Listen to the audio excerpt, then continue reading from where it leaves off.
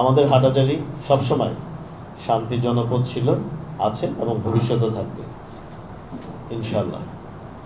তো মাঝে মধ্যে আশেপাশের কিছু দুর্ঘটনা আমাদের এখানে ঘটে।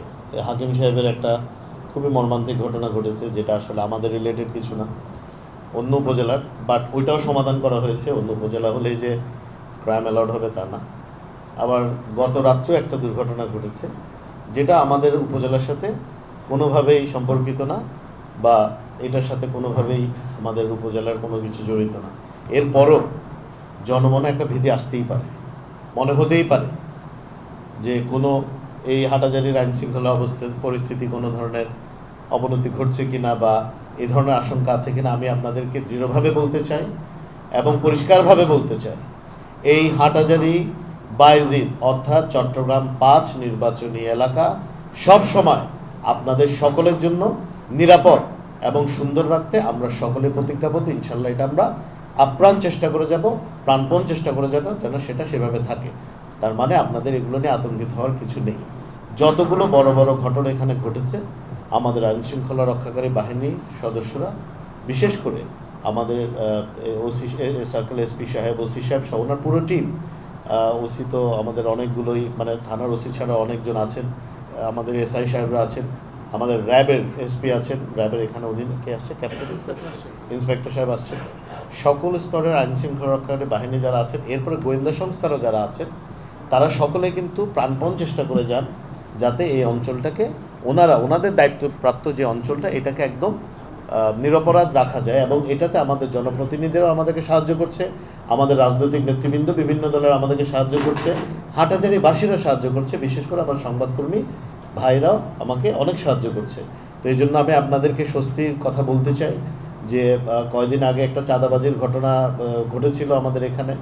ইতিমধ্যে ওই মামলায় 4 জন অ্যারেস্ট হয়েছে, 4 জন অ্যারেস্ট হয়েছে যারা সরাসরি এটার সাথে জড়িত ছিল, এবং অতি শীঘ্রই বাকিরাও গ্রেফতারকৃত হবে। কারণ এখানে অপরাধী যেই হোক না কেন, এখানে কোনো নাম গুরুত্বপূর্ণ নয়, এখানে অপরাধী শব্দটা গুরুত্বপূর্ণ।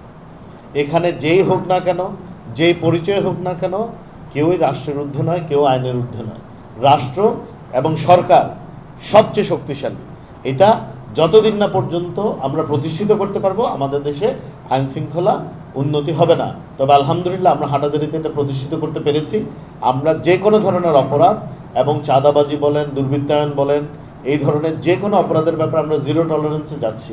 আপনাদের মাধ্যমে আমি একটা বার্তা পরিষ্কার করে বলতে চাই, ইদানিংকালে বিভিন্ন অঞ্চলে যেটা হচ্ছে, যেহেতু একটা পট পরিবর্তন হয়েছে, একটা নতুন সরকার এসেছে, এখন সবাই দেখে বিএনপি করে, সবাই যুবদল করে, সবাই ছাত্রদল করে, সবাই স্বেচ্ছাসেবক দল করে। বিষয়টা তা না। যেই দলের নাম ব্যবহার করুক না কেন, আমার দলের যারা নেতাকর্মী আছে, যারা 17 বছর আমার সাথে আন্দোলন সংগ্রাম করেছে এই অঞ্চলে, তাদের সকলের ব্যাপারে আমার সম্যক ধারণা আছে। তারা নিজেরা কোনোভাবেই কোনো অপরাধের সাথে গত 5.5 সময়কালে জড়িত হয় নাই। যারা জড়িত হওয়ার চেষ্টা করেছে, দূরের থেকে তাদের ব্যাপারে সর্বোচ্চ সাংগঠনিক ব্যবস্থা সহ আইন শৃঙ্খলা রক্ষাকারী বাহিনীকে সর্বোচ্চ আইনি ব্যবস্থা নেওয়ার কথা বলা হয়েছে। এই বার্তাটা হচ্ছে, যারা বিভিন্ন রাজনৈতিক দলের, শুধু বিএনপি না, বিভিন্ন রাজনৈতিক দলের নাম ভাঙিয়ে পরিচয় ব্যবহার করে দুর্বৃত্তায়ন করতে চাচ্ছেন, বিভিন্ন অপরাধমূলক সামাজিক অপরাধ বলেন, এমনি অপরাধ বলেন, এগুলোর সাথে সম্পৃক্ত হচ্ছেন, তাদেরকে আমি সাবধান করে দিতে চাই, আপনাদের ব্যাপারে আইন কঠোর থেকে কঠোরতর ব্যবস্থা নেবে। এই জনপদকে কোনোভাবেই অশান্ত করতে দেওয়া হবে না।